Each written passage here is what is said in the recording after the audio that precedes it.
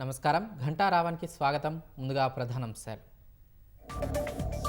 మేడిగడ్డ బ్యారేజీ Pierce కుంగిన వ్యవహారంలో కీలక ఆధారాలు. డిజైన్, నాణ్యత, నిర్వహణ లోపమే కారణాలుగా విజిలెన్స్ అంచనా.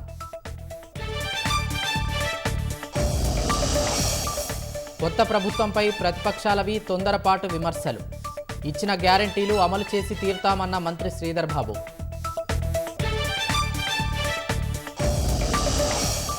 రాష్ట్ర ఆర్థిక పరిస్థితి బాగాలేకే హామీల అమలులో జాప్యం. భారస నిర్వాహకం వల్లే తెలంగాణ అప్పుల పాలైందన్న కోమటిరెడ్డి. భక్తజన సందోహంగా మారిన అయోధ్యాపురి. బాలరాముడి దర్శనానికి భారీగా తరలివచ్చిన భక్తులు.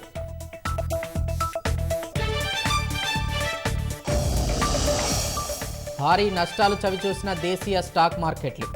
అమ్మకాల ఒత్తిడితో 1000 పాయింట్లు కోల్పోయిన సెన్సెక్స్.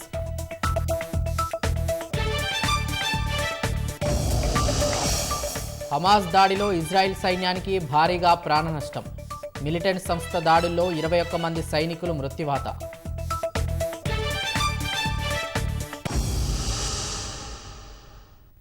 మేడిగడ్డ బ్యారేజీ పియర్స్ కుంగిన అంశంలో 15 రోజుల్లో నివేదిక సిద్ధం చేయనున్నట్లు విజిలెన్స్ అధికారులు వెల్లడించారు. మేడిగడ్డ కుంగడానికి డిజైన్, నాణ్యత, నిర్వహణ లోపమే ప్రధాన కారణమని గుర్తించినట్లు తెలిపారు. బ్యారేజీ 7వ బ్లాక్లోని 20వ పియర్ ధ్వంసం కాగా 8వ బ్లాక్లో పగుళ్లు గుర్తించారు. బ్యారేజీలో నీరు ఉండటంతో త్వరలో మిగిలిన పియర్స్ను పరిశీలిస్తామన్నారు. ఒక్కో పియర్ను 50 కోట్లతో నిర్మించారని, మళ్లీ నిర్మించడానికి 65 కోట్ల వరకు అవుతున్నాయని అధికారులు వెల్లడించారు. ప్రతిపాదిత డిజైన్ కాకుండా మార్చారనే కోణంలోనూ దర్యాప్తు చేస్తున్నారు. ఈ మేరకు డిపిఆర్ను పరిశీలిస్తున్నారు. బ్యారేజీ నిర్మాణంలో సీపేజ్, ప్రెజర్ నియంత్రణకు ఎలాంటి జాగ్రత్తలు తీసుకున్నారో ఆరా తీస్తున్నారు. జాతీయ గుర్తింపు పొందిన నాణ్యత పరిశీలన ఇంజనీర్లతో పరీక్షలు చేస్తున్నారు. మేడిగడ్డ నిర్మాణానికి ఉపయోగించిన సిమెంట్ను కెమికల్ అనాలిసిస్ చేయించనున్నారు. కొందరు అధికారులను విజిలెన్స్ అధికారులు విచారిస్తున్నారు. మేడిగడ్డ బ్యారేజీ నిర్మాణ సమయంలో ఇతరులను అక్కడికి ఎందుకు అనుమతించలేదో తెలియదని చెప్పారు. నిర్మాణానికి ముందు భూమి స్థితి సహా 5 రకాల పరీక్షలు చేయాల్సి ఉండగా వాటిని సరిగా చేశారా లేదా అనే కోణంలో అధికారులు దర్యాప్తు చేస్తున్నారు. రాష్ట్రంలో 200 యూనిట్ల ఉచిత విద్యుత్ హామీని వచ్చే నెల నుంచి అమలు చేస్తామని రోడ్లు, భవనాల శాఖ మంత్రి కోమటిరెడ్డి వెంకటరెడ్డి తెలిపారు. గ్యారంటీలను 100 రోజుల్లో అమలు చేసి తీరుతామన్న ఆయన రాష్ట్రాన్ని కేసీఆర్ సర్కార్ అప్లమయం చేసినందునే ఆలస్యమవుతుందన్నారు. కాళేశ్వరం ప్రాజెక్టుతో పాటు భారస నేతలు చేసిన అక్రమాలపై విచారణ జరుగుతోందన్న కోమటిరెడ్డి తప్పు చేసిన వారు జైలుకెళ్లడం ఖాయమన్నారు. పార్లమెంటు ఎన్నికల్లో భారసకు 1 సీటు కూడా రాదని జోస్యం చెప్పారు.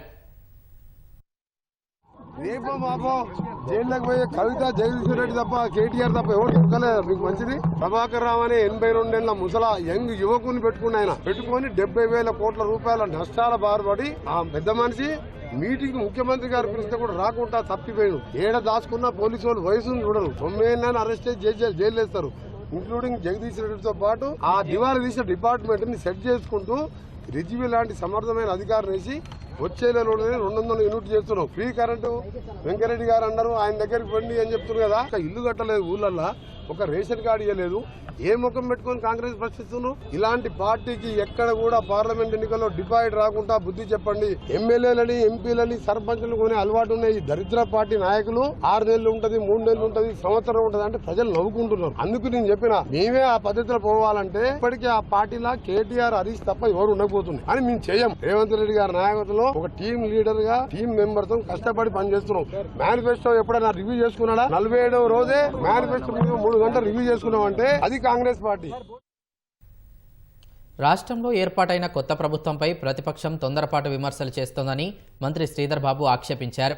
ప్రజలకిచ్చిన హామీలను అమలు చేసేందుకు ప్రభుత్వం కృషి చేస్తుందని స్పష్టం చేశారు. మేనిఫెస్టోలో ఇచ్చిన 6 గ్యారంటీలను తప్పక అమలు చేసే దిశగా అడుగులు వేస్తున్నామన్నారు. గాంధీభవన్లో మంత్రి శ్రీధర్ బాబు ఆధ్వర్యంలో మేనిఫెస్టో కమిటీ భేటీ అయింది. కార్యక్రమంలో ఏఐసీసీ ఇన్ఛార్జ్ దీపాదాస్ మున్షి, ఇతర మంత్రులు, పార్టీ శ్రేణులు పాల్గొన్నారు.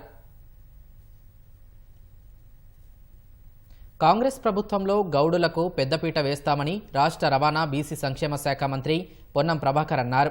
తెలంగాణ గౌడ సంఘం రాష్ట్ర అధ్యక్షుడు రూపొందించిన 2024 క్యాలెండర్ని సంఘం నేతలతో కలిసి మంత్రి ఆవిష్కరించారు. కాంగ్రెస్ మేనిఫెస్టో ప్రకారం జనగామ జిల్లాకు సర్దార్ సర్వాయి పాపన్న పేరు పెడతామని మంత్రి హామీ ఇచ్చారు.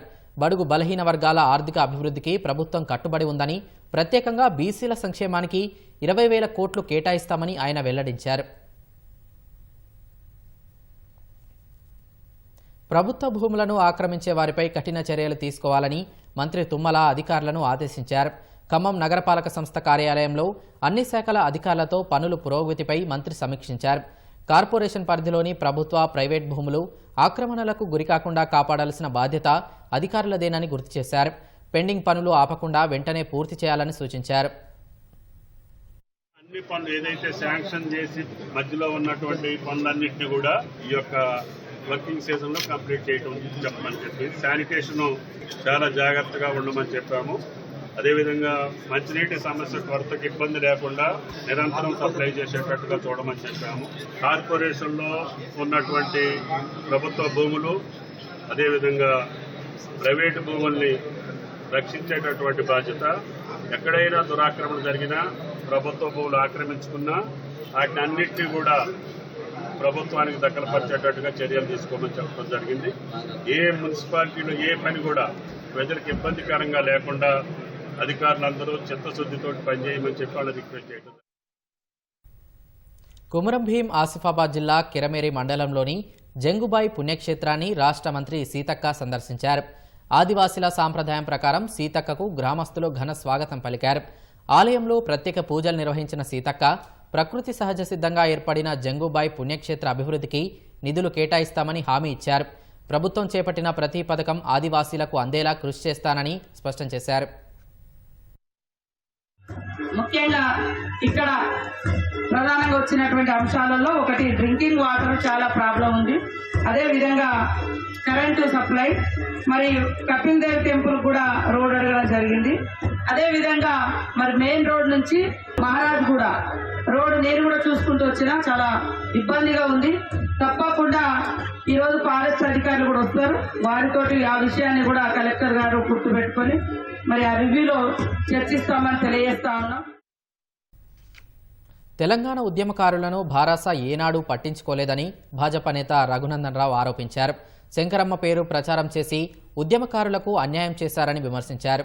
భారాసాలో 100 కోట్లు సంపాదించిన వారికే సీట్లు ఇస్తారని, సీట్లు అమ్ముకుందాం, డబ్బు దందుకుందాం అనేదే భారాస ఆలోచన అని తీవ్రస్థాయిలో విరుచుకుపడ్డారు.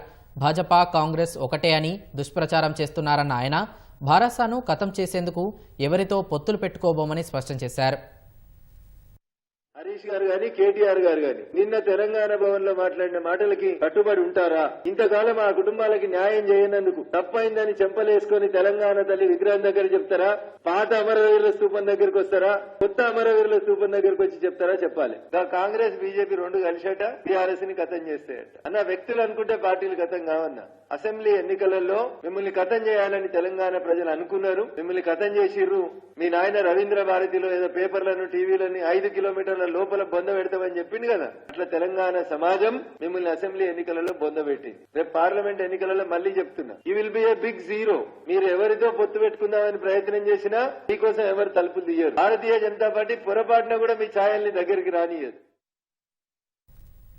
లోక్సభ ఎన్నికలు దగ్గర పడుతున్న నేపథ్యంలో అభ్యర్థుల ఎంపికపై భారాస కసరత్తు ముమ్మరం చేసింది. మరో 3-4 రోజుల్లో అభ్యర్థుల ఎంపిక కొలిక్కి వచ్చే అవకాశం ఉందని శాసనమండలి చైర్మన్ గుత్తా సుఖేందర్ రెడ్డి అన్నారు. పార్టీ ఆదేశిస్తే తన కుమారుడు అమిత్ రెడ్డి లోక్సభ ఎన్నికల్లో పోటీ చేస్తారని తెలిపారు. ఖమ్మం, నల్గొండ జిల్లాలో తీవ్ర పోటీ ఉందన్నారు. నిన్న కేటీఆర్ కలిసినప్పుడు అమిత్ రెడ్డికి టికెట్ అంశం చర్చకు వచ్చిందన్న ఆయన నల్గొండ, భువనగిరిలో ఎక్కడ అవకాశం ఇచ్చినా పోటీ చేస్తారని స్పష్టం చేశారు. కాంగ్రెస్ ప్రభుత్వం కార్పొరేషన్ల చైర్మన్ల పదవుల భర్తీలో మహిళలకు కూడా ప్రాధాన్యం ఇవ్వాలని మహిళా కాంగ్రెస్ రాష్ట్ర అధ్యక్షురాలు సునీతారావు విజ్ఞప్తి చేశారు. సునీతారావు అధ్యక్షతన గాంధీభవన్లో రాష్ట్ర మహిళా కాంగ్రెస్ కార్యవర్గ సమావేశం నిర్వహించారు. ఈ సమావేశానికి ముఖ్య అతిథులుగా PCC working president Mahesh Kumar Goud, MLC Balmoor Venkat హాజరయ్యారు. ఎగ్జిక్యూటివ్ మీటింగ్లో పలు అంశాలపై సమీక్ష చేసినట్లు తెలిపారు. జిల్లా, మండల, పట్టణ కమిటీలను మొత్తం పూర్తి చేయాలని రాష్ట్ర నాయకత్వానికి సూచించారు. వచ్చే పార్లమెంటు ఎన్నికల్లో ప్రతి ఒక్కరూ పార్టీ గెలుపు కోసం పనిచేయాలని దిశానిర్దేశం చేశారు. సూర్యాపేట జిల్లా నేరేడుచర్ల మున్సిపాలిటీలో చైర్మన్పై కాంగ్రెస్ పార్టీ కౌన్సిలర్లు అవిశ్వాస తీర్మానం ప్రవేశపెట్టారు. అవిశ్వాస తీర్మానానికి 13 మంది సభ్యులు హాజరైనట్లు ఆర్డీఓ జగదీశ్వర్ రెడ్డి వెల్లడించారు. మద్దతు తెలపడంతో నేరేడుచర్ల మున్సిపాలిటీ అవిశ్వాస తీర్మానం నెగ్గిందని తెలిపారు. నేరేడుచర్ల మున్సిపాలిటీ చైర్మన్ చందమల్ల జయబాబు గారి పైన సభ్యులు కలెక్టర్ గారికి ఫామ్ 1 నోటీస్ ద్వారా అవిశ్వాస తీర్మానం ఇవ్వడం జరిగింది.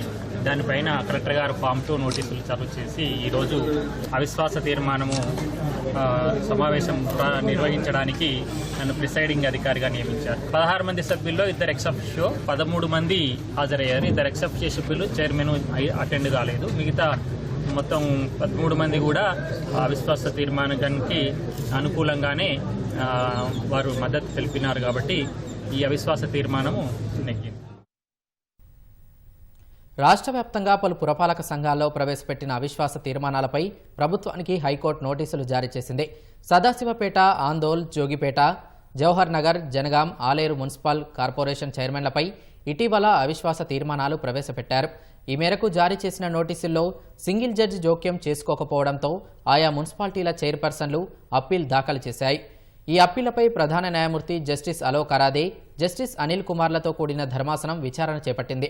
తెలంగాణ మున్సిపల్ చట్టం 2019 సెక్షన్ 37లో అవిశ్వాస తీర్మానం ఆమోదానికి సంబంధించిన విధానం లేదని పిటిషనర్ల తరపు న్యాయవాదులు ధర్మాసనం దృష్టికి తీసుకెళ్లారు.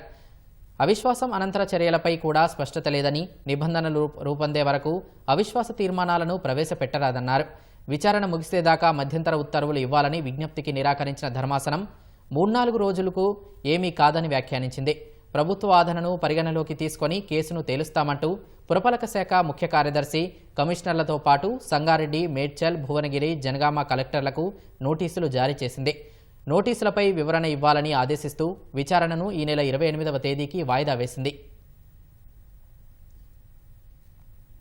యాదాద్రి భువనగిరి జిల్లా పోచంపల్లిలోని పలు చీరల దుకాణాల్లో స్టేట్ లెవెల్ ఎన్ఫోర్స్మెంట్, హ్యాండ్లూమ్ అధికారులు తనిఖీలు నిర్వహించారు. పోచంపల్లి పట్టు చీరల పేరుతో నకిలీ చీరలు అమ్ముతున్నారనే ఫిర్యాదు మేరకు పలు దుకాణాలను అధికారులు పరిశీలించారు. సుమారు 15 దుకాణాల్లో 15 బృందాలుగా తనిఖీలు నిర్వహించిన అధికారులు 30కి పైగా నకిలీ చీరలను స్వాధీనం చేసుకున్నట్లు తెలిపారు. దుకాణాల యజమానులకు నోటీసులు జారీ చేసినట్లు వెల్లడించారు. మెదక్ జిల్లా హవేలీ ఘనపూర్ మండలం వాడిలో 2 రైస్ మిల్లులపై క్రిమినల్ కేసులు నమోదయ్యాయని జిల్లా పౌర సరఫరాల మేనేజర్ హరికృష్ణ తెలిపారు. శారదా రైస్ మిల్కు 1765 మెట్రిక్ టన్నుల ధాన్యం ఇవ్వగా 1183 మెట్రిక్ టన్నుల బియ్యం మర ఆడించి ఇవ్వాలి. అందుకుగాను సుమారుగా 230 టన్నుల బియ్యం మాత్రమే ఇచ్చారు. ఇంకా 953 మెట్రిక్ టన్నుల బియ్యం ఇవ్వాలి. Burugupalli Bhagyalakshmi rice milk 784 metric టన్నుల ధాన్యాన్ని ఇవ్వగా 522 మెట్రిక్ టన్నుల బియ్యం మర ఆడించి ఇవ్వాలి. కానీ 114 మెట్రిక్ టన్నుల బియ్యం మాత్రమే ఇచ్చారు. ఇంకా 411 టన్నుల బియ్యాన్ని అప్పగిప్పాలి. గత సంవత్సరం ఇది వరకు సీఎంఆర్ ఇవ్వని నర్సాపూర్ చెందిన శ్రీధర్ గుప్తాకు చెందిన 3 రైస్ మిల్లులపై శివంపేటకు చెందిన Lakshmi Narasimha rice mill case నమోదు చేసినట్లు తెలిపారు. సీఎంఆర్ విషయంలో జిల్లా యంత్రాంగం కఠిన చర్యలు తీసుకుంటుందని చెప్పారు. ఈ రోజు కూడా హవేలీ గన్పూర్ మండలంలో ఉన్నటువంటి 2 రైస్ మిల్ల మీద, ఒకటి శారదా రైస్ మిల్లు హవేలీ గన్పూర్ వాడి, ఇంకోటి భాగ్యలక్ష్మి రైస్ మిల్ గూడ్పల్లి. ఈ రైస్ మిల్లులో కూడా ప్యాడీ వాళ్ళు మిస్అప్రాపరేట్ చేయడం జరిగింది. శారదా రైస్ మిల్లులో సుమారుగా 33 ఏసీకేల ప్యాడీ మిస్అప్రాపరేషన్ జరిగింది. దాని విలువ సుమారుగా 4,75 లక్షలు. అదేవిధంగా భాగ్యలక్ష్మి రైస్ మిల్ గూడ్పల్లిలో ఉన్న మిల్లు వారు సుమారుగా 14 ఏసీకేల ప్యాడీ మిస్అప్రాపరేషన్ జరిగింది. దాని విలువ సుమారుగా 2 కోట్లు. దీనికి సంబంధించి ఈరోజు హవేలీ గన్పూర్ పోలీస్ స్టేషన్లో కూడా వారిపైన క్రిమినల్ కేసు నమోదు చేయడం జరిగింది. కాంగ్రెస్ పేరుతో క్రౌడ్ ఫండింగ్ వెబ్సైట్ ఏర్పాటు చేసిన కేసులోని నిందితుడిని సైబర్ క్రైమ్ పోలీసులు అరెస్ట్ చేశారు. రాజస్థాన్లోని జైపూర్కు చెందిన సురేంద్ర చౌదరి ఇండియన్ నేషనల్ కాంగ్రెస్ పేరిట నకిలీ వెబ్సైట్తో నకిలీ లోగో రూపొందించాడు. సామాజిక మాధ్యమాలు వేదికగా ప్రజల నుంచి విరాళాలు సేకరించాడు. విషయం తెలుసుకున్న కాంగ్రెస్ పార్టీ ప్రతినిధులు సైబర్ క్రైమ్ పోలీసులకు ఫిర్యాదు చేశారు. కేసుపై దర్యాప్తు చేపట్టిన పోలీసులు రాజస్థాన్లో నిందితుడిని అదుపులోకి తీసుకున్నారు. గుర్తు తెలియని నకిలీ వెబ్సైట్లను ప్రజలు నమ్మవద్దని సైబర్ క్రైమ్ పోలీసులు ప్రజలకు సూచిస్తున్నారు. రంగారెడ్డి జిల్లాలో నార్కుడ గ్రామ పంచాయతీ కార్యాలయంలో ఏసీబీ అధికారుల దాడులు నిర్వహించారు. గ్రామ పంచాయతీ సెక్రటరీ, బిల్ కలెక్టర్ 40,000 లంచం తీసుకుంటూ రెడ్ హ్యాండెడ్గా ఏసీబీ అధికారులకు పట్టుబడ్డారు. గ్రామంలోని ఓ ఇంటి నిర్మాణం అనుమతి కోసం ఓ వ్యక్తి సెక్రటరీని సంప్రదించారు. 60,000 నగదును డిమాండ్ చేయగా 40,000 ఇస్తానని వ్యక్తి అంగీకరించాడు. డబ్బులు ఇస్తుండగా రెడ్ హ్యాండెడ్గా పట్టుకున్నామని ఏసీబీ అధికారులు వెల్లడించారు. పంచాయతీ కార్యదర్శి అయిన లక్ష్మీనరసింహ గారిని దీనికి హౌస్ పర్మిషన్ కావాలంటే నాగరాజ్ అతను 65,000 రూపాయలు ఫస్ట్ డిమాండ్ చేయడం జరిగింది. ఆ హౌస్ పర్మిషన్ సెక్రటరీ గారి దగ్గరకు వచ్చి రిక్వెస్ట్ చేసుకుంటే అంటే 65,000 కాకుండా 45,000 రూపాయలకు ఒప్పందం జరుగుతుంది. లంచం డబ్బులను 45,000 రూపాయలు ఈ రోజు క్రెడిట్ తీసుకుంటుండగా sarpanch and bill collector Nagaraju, Lakshminarasimha panchayat secretary తీసుకుంటే ఏసీబీ రెండుగా పట్టుకోవడం జరిగింది. కెమికల్ టెస్ట్ నిర్వహించగా పాజిటివ్ రావడం కాబట్టి వీళ్ళపై నేరం రుజువు అవుతుంది. కాబట్టి వీళ్ళని అరెస్ట్ చేసి రేపు స్పెషల్ కోర్టు నాంపల్లిలో హాజరుపరచడం జరుగుతుంది. రాష్ట్రంలో వేర్వేరు చోట్ల జరిగిన 4 రోడ్డు ప్రమాదాల్లో 2 ప్రాణాలు కోల్పోగా 10 మందికి గాయాలయ్యాయి. హైదరాబాద్ సూరారంలో ద్విచక్ర వాహనం విద్యుత్ స్తంభానికి ఢీకొని యువకుడు మృతి చెందాడు. మృతుడు నెల్లూరు జిల్లాకు చెందిన భాస్కర్ రెడ్డిగా గుర్తించిన పోలీసులు దుండిగల్లోని ఓ కంపెనీలో ఇంజనీర్గా పనిచేస్తున్నట్లు తెలిపారు. హైదరాబాద్ ఎస్ఆర్ నగర్లోని ఈఎస్ఐ ఆసుపత్రి వద్ద కారు అదుపు తప్పి పల్టీలు కొట్టింది. వాహనంలో ఉన్న 2 యువకులు 2 యువతులకు గాయాలయ్యాయి. జగద్గిరిగుట్టలో కదులుతున్న బస్సు ఎక్కుతూ ఓ మహిళ ప్రమాదానికి గురైంది. ముందు చక్రం కింద చేయి పడి మల్లీశ్వరి అనే మహిళ తీవ్రంగా గాయపడింది. సూర్యాపేట జిల్లా మేళ్ల చెరువులో కూలీలతో వెళ్తున్న ఆటో బోల్తా పడింది. ఈ ప్రమాదంలో 5గురికి గాయాలయ్యాయి. చింతలపాలెం మండలం దొండపాడులో మిరపతోటలో కూలీ పనికి వెళ్తుండగా ప్రమాదం జరిగింది. వీరంతా కోదాడ సమీపంలోని సాలార్జంగ్పేటకు చెందిన వారిగా గుర్తించారు. భద్రాద్రి కొత్తగూడెం జిల్లా గుండాల మండలం సాయనపల్లి గ్రామ పంచాయతీ పనులకు ఉపయోగించే ట్రాక్టర్ బోల్తా పడింది. మొక్కలకు నీళ్లు పడుతుండగా ట్రాక్టర్ బోల్తా పడి డ్రైవర్ రామ్మూర్తి ప్రాణాలు కోల్పోయాడు.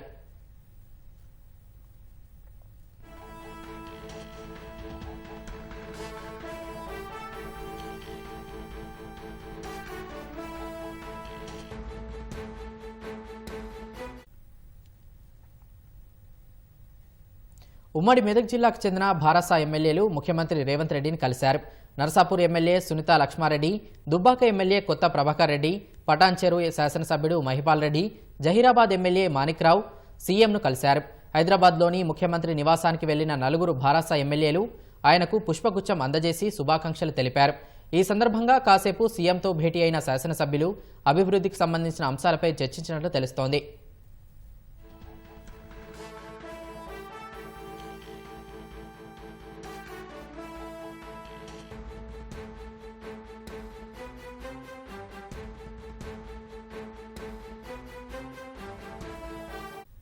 రామ్లల్లాగా పేరుగాంచిన అయోధ్యలో కొలువైన రామయ్యను ఇకపై బాలక్రామ్గా పిలువనున్నట్లు ప్రాణప్రతిష్ఠ కార్యక్రమంలో పాల్గొన్న ఓ పూజారి తెలిపారు.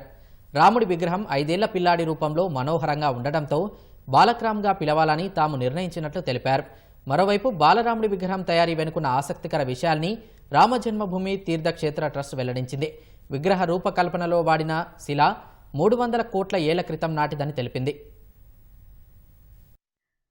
అయోధ్యలో కొలువుదీరిన రాముడికి మరో పేరు ప్రాచుర్యంలోకి రానుంది. రామ్లల్లాగా పిలుస్తున్న రామయ్యను ఇప్పటినుంచి బాలక్రామ్గా కూడా పిలవనున్నారు. నిలబడి ఉన్న రాముడి విగ్రహం 5 ఏళ్ల పిల్లాడి రూపంలో ఉండటంతో బాలక్రామ్గా ఆయన్ను పిలవనున్నట్టు ప్రాణప్రతిష్ఠ కార్యక్రమంలో భాగమైన అరుణ్ దీక్షిత్ అనే పూజారి తెలిపారు. తాను ఇప్పటివరకు 50 నుంచి 60 విగ్రహ ప్రాణప్రతిష్ఠ కార్యక్రమాల్లో పాల్గొన్నానని, వాటన్నింటిలో ఇదే అద్భుతంగా అనిపించిందని పేర్కొన్నారు.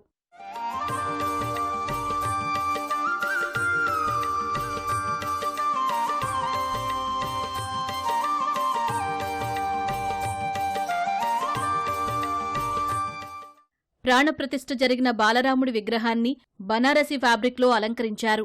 విగ్రహానికి పసుపు ధోతి, ఎరుపు రంగు అంగవస్త్రాన్ని తొడిగారు. ఈ అంగవస్త్రాన్ని స్వచ్ఛమైన బంగారు జరీ దారాలతో అలంకరించారు. ఇందులో శుభప్రదమైన వైష్ణవ చిహ్నాలైన శంఖం, పద్మ, చక్రం, మయూరం ఉన్నాయి.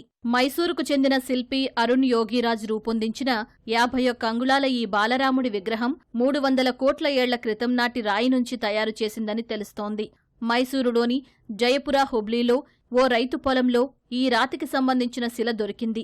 విగ్రహాల తయారీలో ఈ శిల అనువుగా ఉండటంతో దీన్ని రామజన్మభూమి తీర్థక్షేత్ర ట్రస్ట్ ఎంపిక చేసినట్టు తెలుస్తోంది.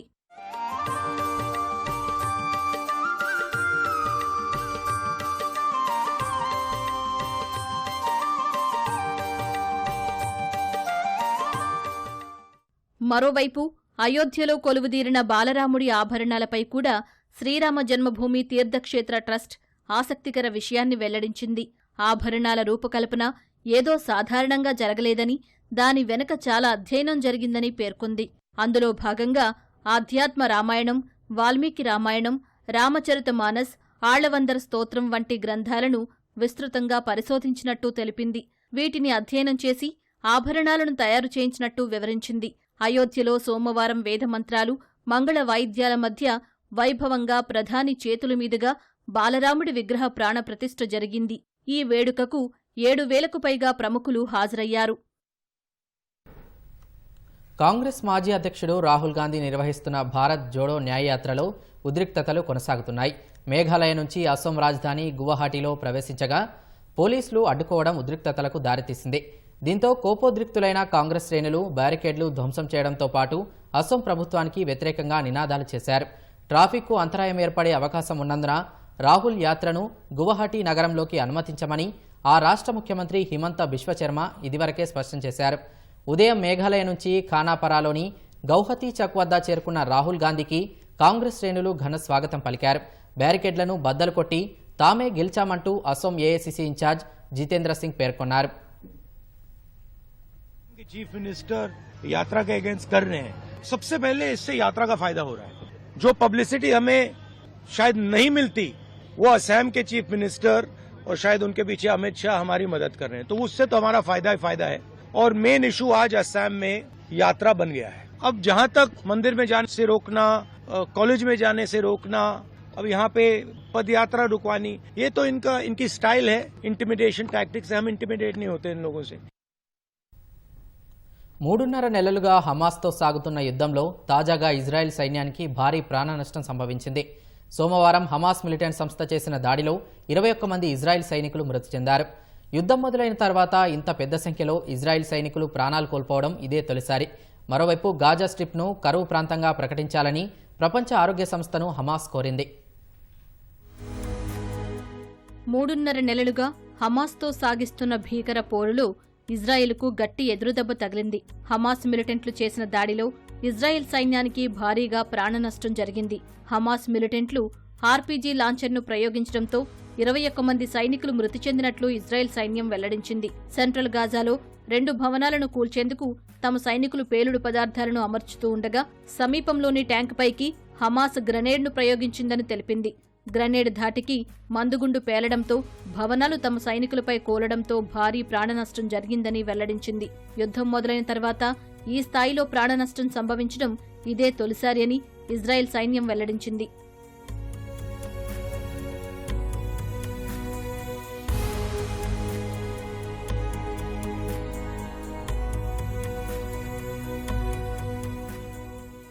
తమ సైనికులు ప్రాణాలు కోల్పోతున్నా ఇజ్రాయెల్ వెనక్కి తగ్గడం లేదు. హమాస్ మిలిటెంట్లను తుదముట్టించడమే లక్ష్యంగా గాజాపై ఇజ్రాయెల్ దాడులు కొనసాగిస్తూనే ఉంది. ఒకవైపు హమాస్పై దాడులు చేస్తూనే మరోవైపు లెబనాన్లోని హెజ్బుల్లా ఉగ్రవాద స్థావరాలపై రాకెట్లతో విరుచుకుపడుతోంది. ఇందుకు సంబంధించిన వీడియోలను ఇజ్రాయెల్ సైన్యం విడుదల చేసింది. 3.5 నెలలుగా సాగుతున్న ఈ యుద్ధంలో ఇప్పటి వరకు 25,000 మందికి పైగా పాలస్తీనియన్లు ప్రాణాలు కోల్పోయినట్లు గాజా ఆరోగ్య శాఖ తెలిపింది. 62,000 మందికి పైగా గాయపడినట్లు వెల్లడించింది. మృతుల్లో 3/2 మంది మహిళలు, చిన్నారులు ఉన్నట్టు పేర్కొంది. గడిచిన 24 గంటల్లో ఇజ్రాయెల్ జరిపిన దాడుల్లో 178 మంది మరణించినట్లు వెల్లడించింది. కార్పొరేట్ సంస్థల త్రైమాసిక ఫలితాలు మదుపరులను మెప్పించలేకపోవడంతో దేశీయ స్టాక్ మార్కెట్లు భారీ నష్టాలను నమోదు చేశాయి.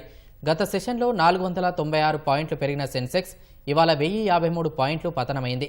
క్రితం ముగింపు కంటే 444 పాయింట్ల ఎగువన 71,868 వద్ద ఈ ఉదయం బీఎస్సీ సూచీ ఉత్సాహంగా ప్రారంభమైంది. కాసేపటికే 72,039 పాయింట్ల గరిష్ట స్థాయిని నమోదు చేసింది. తర్వాత హెచ్డిఎఫ్సి, ఎస్బీఐ, ఆర్ఐఎల్ వంటి దిగ్గజ సంస్థల వాటాల్లో విక్రయంతో మార్కెట్లో తీవ్ర అమ్మకాల ఒత్తిడి ఏర్పడింది. ఏ దశలోనూ కోలుకోని సెన్సెక్స్ 70,234 పాయింట్ల కనిష్ట స్థాయికి పడిపోయింది.